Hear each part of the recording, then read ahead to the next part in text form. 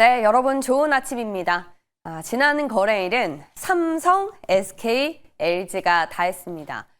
장 마감하고는 삼성전자의 HBM4가 구글 TPU용 품질 인증을 통과했다라는 소식이 전해졌습니다.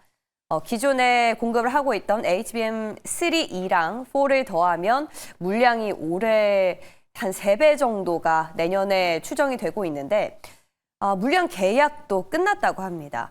앞으로 밸류에이션에 얼마나 큰 영향을 미칠지 좀 궁금해지고요. 이에 맞서서 SK도 가만히 있진 않죠. 최태원 회장이 손정희 소프트뱅크 회장과 따로 만나서 AI랑 반도체 분야 협력 방안을 논의한 걸로 전해졌습니다. 이 반도체 공급 부족이 심화되고 있는 가운데 양측이 반도체 설비 투자를 논의했을 가능성에도 관심이 쏠리고 있고요. 이런 가운데 SK의 경우에는 금산분리에 대한 기대감도 받고 있는 기업이었죠. 대통령실에서 금산분리 제도 완화와 관련해서 상당히 의견 접근이 이루어졌다라고 밝힌 바 있습니다. SK하이닉스, SK스퀘어 다시 수혜주로 부각받을까요? 그리고 LG도 이제 갑니다. 저희가 지난 금요일이었죠. 현대차가 가지 않을까요? LG가 가지 않을까요? 썰전에서 얘기를 나눴었는데 두 기업 모두 다 갔습니다. LG는 마이크로소프트가 구축하는 AI 데이터 센터에 부품부터 소프트웨어까지 원스톱으로 공급을 할 걸로 알려졌습니다. 원 LG 팀으로 LG전자랑 LG에너지솔루션, 유플러스, CNS 등이 포함되어 있는데 그 밖에 LG 이노텍이나 디스플레이의 역할도 궁금해지죠. 자, 이렇게 AI 쪽은 구글이 쏘아 올린 공이 또 MS까지 또다시 번지고 있는 가운데 JP모건 헬스케어까지는 여념없이 갈 것만 같았던 바이오의 급락은 또 심상치가 않습니다. 알테오젠이 중심에 있는데 독일에서 머크의 경쟁사인 할로자임의 손을 들어주면서 노이즈가 시작된 거죠. 그렇지만 또 머크가 항소를 할 수도 있어서 여기가 끝은 아닌 듯 보입니다. 회사는 확신하고 있는데요. 오늘 마침 또 코스피 이전 상장과 관련해서 주총이 예정돼 있는데 같이 점검해 보겠습니다. 모닝콜 울리네요. 썰전 풀러 가보시죠.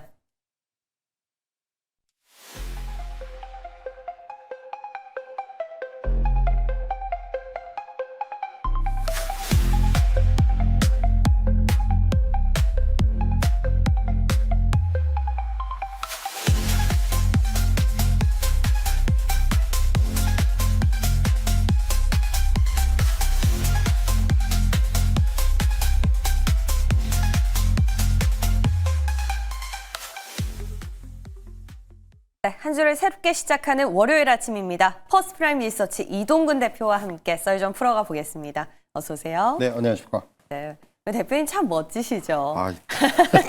검은 셔츠에 굉장히 붉은색 쑥스럽네요. 타이에 보시면 여기 방송엔 다 안 나오는데 신발도 굉장히 멋지십니다. 예, 오늘 기분 좋게 모처럼 시작하는 월요일인데요. 오늘 첫 번째 이슈 뭘까요? 바로 만나보겠습니다. 자, AI 그리고 로봇 쪽으로 저희가 쭉 한번 훑어보겠습니다. 지난 거래일 복귀해보면 삼성, SK, LG가 다 했는데요. 먼저 삼성전자부터 한번 살펴볼까요? 장 마감하고 한 4시 30분쯤이었나요? 삼성전자의 HBM4가 구글 TPU용 품질 인증을 통과한 걸로 전해졌습니다. 인증을 통과했으니까 내년에 바로 공급을 할 텐데 이게 무려 올해보다 3배 많은 물량을 납품할 걸로 전해졌거든요. 그러면 지금 삼성전자 주가 안에 파운드리에 대한 기대감도 들어가 있고요. 메모리 잘 팔리는 것도 담겨 있는데 이것까지도 들어가 있다고 저희 봐야 될까요? 사실은 이제 어느 정도는 저는 반영이 돼 있다는 생각을 해요. 근데 이제 다만 지금 보면은 구글의 TPU 관련해서 이제 아마도 올해보다는 상당히 더 많은 규모를 이제 아마 수주를 할 것이고, 그러니까 결과적으로 이제 구글하고 삼성전자하고는 지금 굉장히 이해관계가 잘 맞아떨어진다는 생각이 들어요. 무슨 얘기냐면 이제 구글의 지금 전략 변화를 봐야 되는 건데 엔비디아 의존도를 줄이면서 TPU 생태계를 확대를 하고 있죠. 결국 이 구도에서는 메모리하고 어떻게 보면 이 로직의 최적화를 함께 좀 설계하는 역량이 중요한데 이거를 할 수 있는 회사는 삼성전자예요. 아시겠지만 삼성전자는 우리가 얘기하는 파운드리를 하기 때문에 그러니까 메모리하고 파운드리를 모두 갖춘 삼성이 구글의 요구에 가장 좀 근접한 파트너다. 이렇게 말씀드릴 수가 있을 것 같고요. 그래서 이제 구글이 상대적으로 이제 삼성전자를 이제 선택을 한 거고 그래서 이제 상대적으로 삼성전자는 더군다나 이제 생산의 여력을 가지고 있어요. 그러니까 SK하이닉스는 사실은 이제 지금 엔비디아의 GPU 생산 그 쪽에만 풀로 돌려도 사실은 아직 꽉 차 있다라는 네. 얘기예요. 근데 삼성전자는 이미 어느 정도의 생산율을 확보하고 있고 더군다나 이제 HBM4에서는 이제 그 생산 캐파 면에서는 가장 많은 그런 캐파를 확보할 수가 있는 부분들, 뭐 예를 들면 평택 신규 라인의 가동이라든가 이런 부분들이 가능하기 때문에 그런 것들을 감안한다면 역시 삼성전자가 좀 더 유리한 그런 국면에 있다고 볼 수가 있겠고요. 네. 그래서 이제 뭐 주가 자체만 놓고 보면은 저는 가장 주목을 해야 되는 거는 결국 실적 전망치예요. 그러니까 올해 4분기부터 해가지고 내년까지 실적 전망치가 지금 계속 상향이 되고 있기 때문에 이 부분에 좀 주목을 할 필요가 있다. 이렇게 저는 말씀을 드리겠습니다. 그러면 주가 차원에서 봤을 네. 때는 지금 접근은 어떻게 보세요? 사실 뭐 삼성전자는 결국은 그런 거죠. 최근에 보면은 예. SK하이닉스보다 이제 좀 주가가 우위에 있는 흐름이거든요. 조정을 받더라도 이번에도 예. 덜 받은 모습이고 이제 10만 원 안착을 하는 모습인데 결국 뭐 눌림목이 나오거나 조정이 나올 때는 삼성전자 쪽에 저는 조금 더 무게를 싣는 그런 저는 그런 전략이 좀 더 유효하지 않나 그런 말씀을 드릴 수 있을 것 같습니다. 그 기준점이 10만 원이 깨질 때일까요? 10만 원이 깨지면 안 될 것 같아요, 이제는. 이제는 10만 원 위로 안착을 했기 때문에 오히려 10만 원이 지지선이 저는 그래요. 될 것이다. 이런 말씀을 좀 드릴 수가 있겠네요. 그러니까 두 기업을 비교했을 때는 삼성전자에 한 표를 더 주시겠다는 겁니다. 근데 SK하이닉스도 가만히 있지는 않죠. 최태원 회장이 또 손정희 소프트뱅크 회장이랑 비밀리에 회동을 가진 걸로 파악이 됐습니다.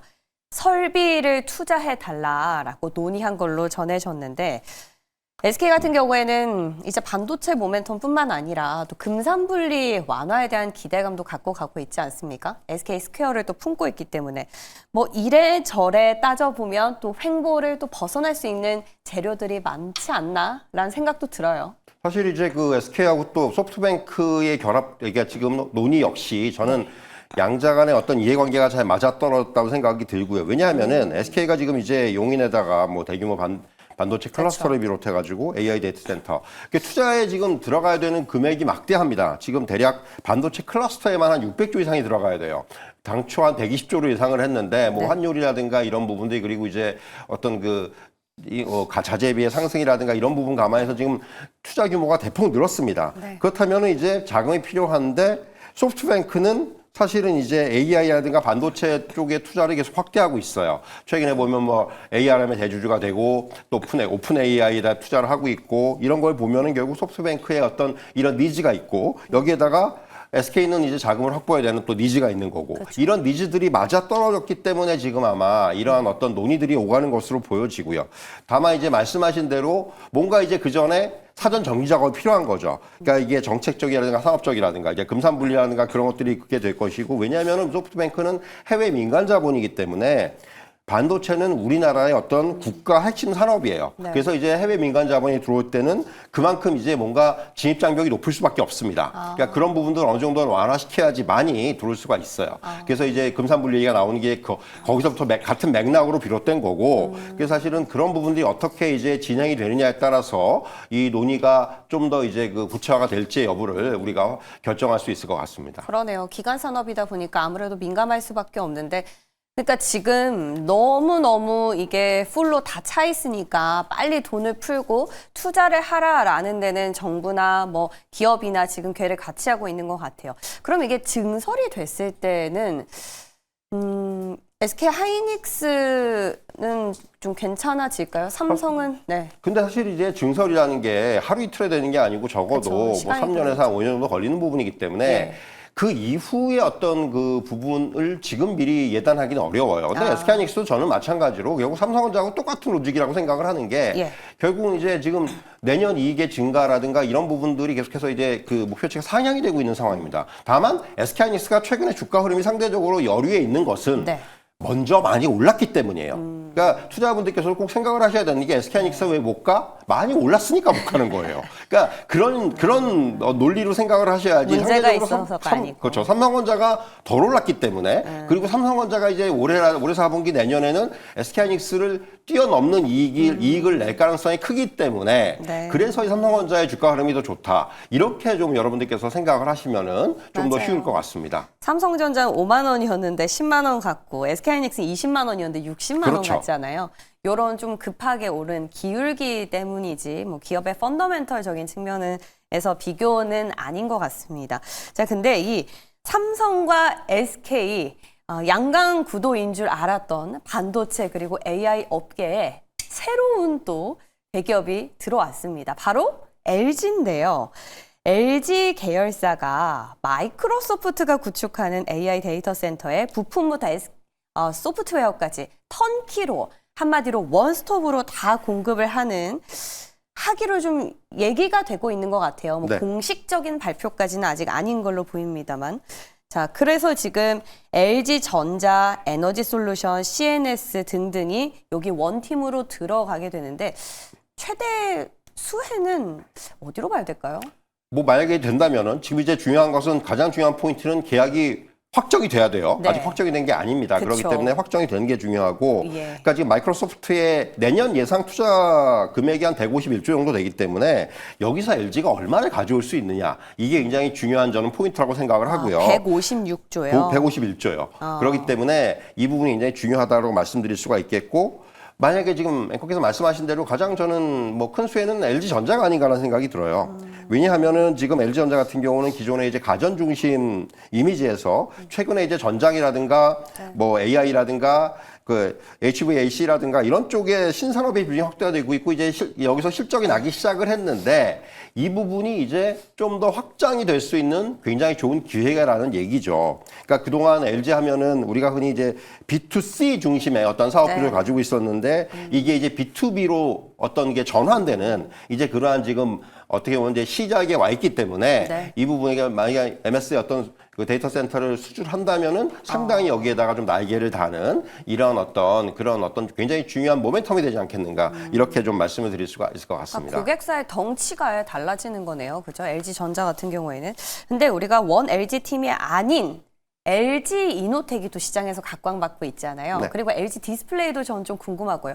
이런 기업 같은 경우에는 아무래도 부품 단위이기 때문에 뭐 다이렉트로 거론이 안 됐을 수 있겠습니다만은 원 LG 팀으로 가면 당연히 본인 계열사에 있는 또 부품을 쓰잖아요. 뭐 근데 이제 사실은 LG노텍이나 LG 디스플레이는 그 부분을 제외하고도 사실은 올해 내년에 어떤 성장 어떤 그 많습니까? 퍼포먼스들이 굉장히 좋아요. 아. 이노텍 같은 경우도 사실은 지금 보면은 최근에 AI 서버용 기판 가장 핫한 이런 쪽에서의 어떤 그렇죠. 성장세 여기다가 전장 부품까지 성과가 지금 본격화가 되고 있기 때문에 사실은 내년은 영업이익이 굉장히 올해보다 급증을 할 겁니다. 아. 올해보다 지금 전망치를 보니까 한 네. 올해보다 한 60% 정도의 그 급증이 나오고 드디어 예상을 하고 실적이. 있는데 네. 근데 결국은 이제 이런 부분 이게 주가는 지금 반영되기 시작을 했죠 이제. 예. 그렇기 때문에 이제 LG노텍 같은 경우는 이제 그러한 흐름을 타고 있고 디스플레이 같은 경우는 이제 올해 아마 연간 흑자 전환 유력한 상황이고 내년도는 아마도 영업이익이 굉장히 크게 늘어날 것으로 예상이 돼요. 그렇기 때문에 이제 LG 디스플레이 같은 경우는 가장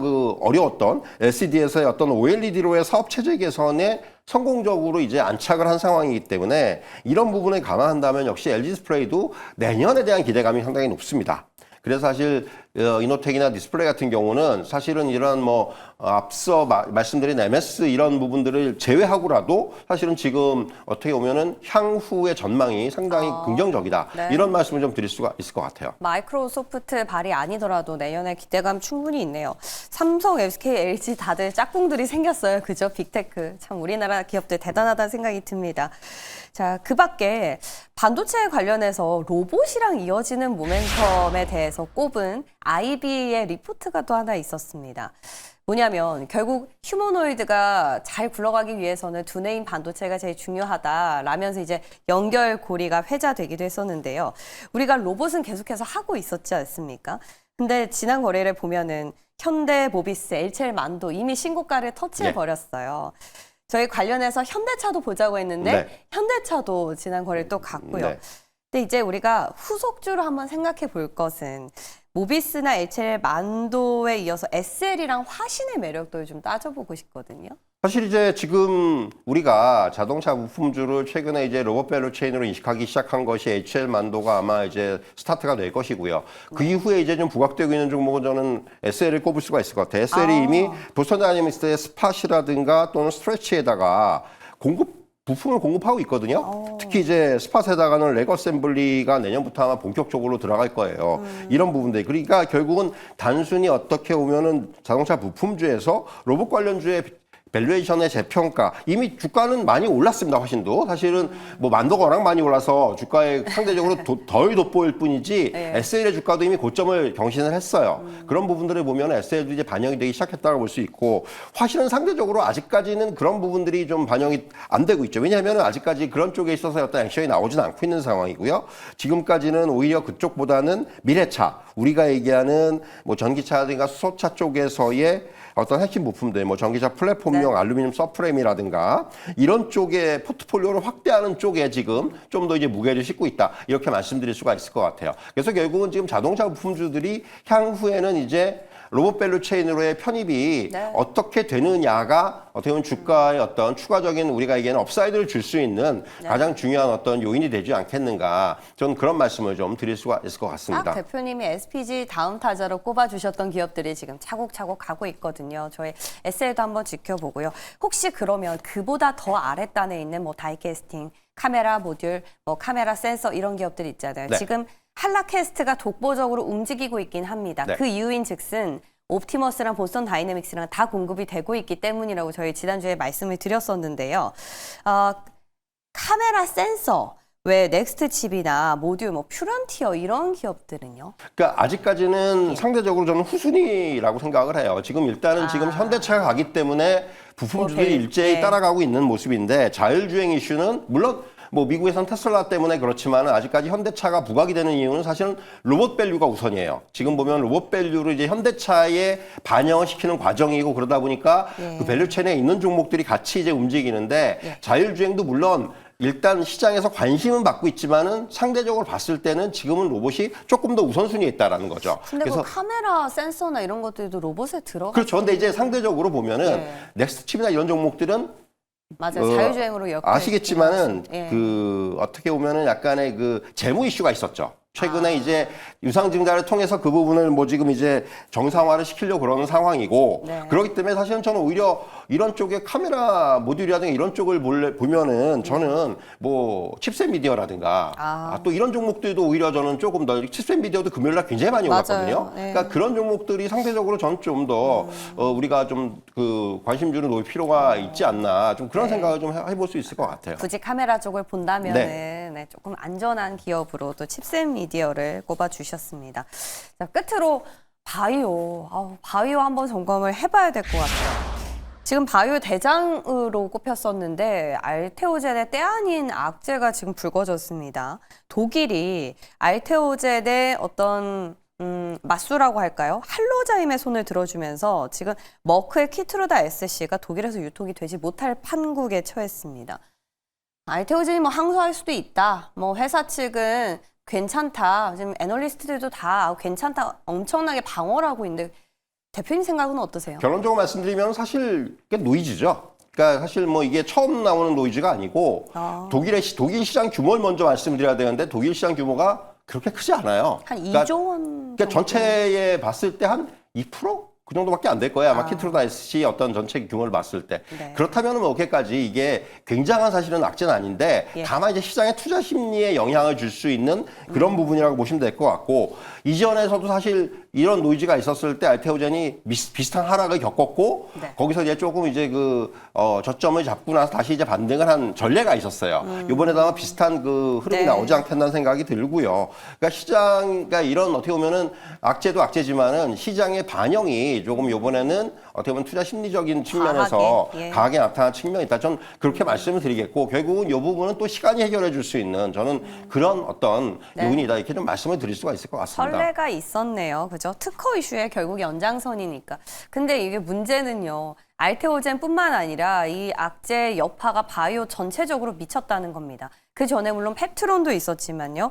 뭐 ABL, 리가캠, 인벤티지, 에피스 요즘에 괜찮게 움직였던 기업들이 일제히 차익 실현 물량이 쏟아졌어요. 그냥 차익 실현으로 봐야. 그러니까 일단 그런 거죠. 뭔가 그 약간의 흔들림이 있었을 때, 일단은 좀 팔고 보자라는 그런 어떤 심리들이 있었을 거고, 최근에 바이오들이 그 이런 플랫폼 관련주라든가 이런 쪽은 거의 다 신고가를 경신했습니다. 그쵸. 그렇기 때문에 결국 신고가 영역에서는 이런 흐름이 나올 수가 있다고 보여지고, 다만 이렇게 이제 또 조정이 나올 때는 다시 한번 또 이제 매수 타이밍을 잡아볼 수 있는 그런 타이밍이 되는 거죠. 어차피 지금 우리나라의 어떤 플랫폼 기업들이 가지고 있는 플랫폼의 가치는 계속해서 상향이 되고 있기 때문에 그 부분에 조금 더 근거를 한다라면은 저는 이렇게 조정이 나올 때는 한 번 또 저점에서의 어떤 매수는 충분히 가능한 이제 그런 대응이 가능하다 이렇게 말씀드릴 수가 있을 것 같습니다. 그 전에 저희가 막 플랫폼 기업들 어떤 기업들 매수하면 될까요? 했을 때 리가캠 꼽아주셨던 걸로 기억하는데 계속 그런 기업 보면 되겠습니다. 네, 맞습니다. 네, 좋습니다. 바이오 급락은 너무 걱정 마시고요. 또 기회로 삼자라는 긍정적인 답변으로 정리하겠습니다. 자, 오늘도 이모저모 얘기를 많이 나눠봤는데요. 어디에 좀 맥점을 실으시겠어요? 사실 이제 지난주에 가장 눈에 띄는 부분들은 이제 주 후반으로 가면서 소외주들의 강세가 눈에 띄었어요. 이제 앞에서 말씀드린 현대차라든가 LG그룹도 마찬가지입니다만은 상대적으로 시장 관심이 덜했던 쪽 이것이 어떤 종목의 사이즈에 국한되지 않고 이제 이런 소외주들이 반등을 하면서 코스피 지수가 4,100을 회복을 했는데 결국은 여기에 이제 외국인이라든가 기관의 동반 매수가 가세가 됐다라는 부분이 전 좀 의미가 있다고 생각을 하고요. 이번 주에 가장 중요한 포인트는 역시 미 연준의 금리 인하 관련된 이슈입니다. 그렇다고 여기 눈에 이번 주에 가장 역시 주목을 해야 되는 업종은 뭐 로봇이라든가 자동차가 계속해서 어떤 흐름이 이어질 수 있을지 여부 그리고 상대적으로 지난주 후반에 나타났던 것처럼 업종의 순환매가 이번 주에도 이어질지 이 부분이 역시 가장 중요한 체크 포인트다 이렇게 정리를 해드리겠습니다. 아무래도 매크로가 좀 불안정하다 보니까 종목 장세로 더 빠른 순환매를 보이는 것 같습니다. 그치만 저희는 말씀해 주셨던 포인트 바탕으로 중심을 잘 잡아보도록 할게요. 도움 말씀 고맙습니다.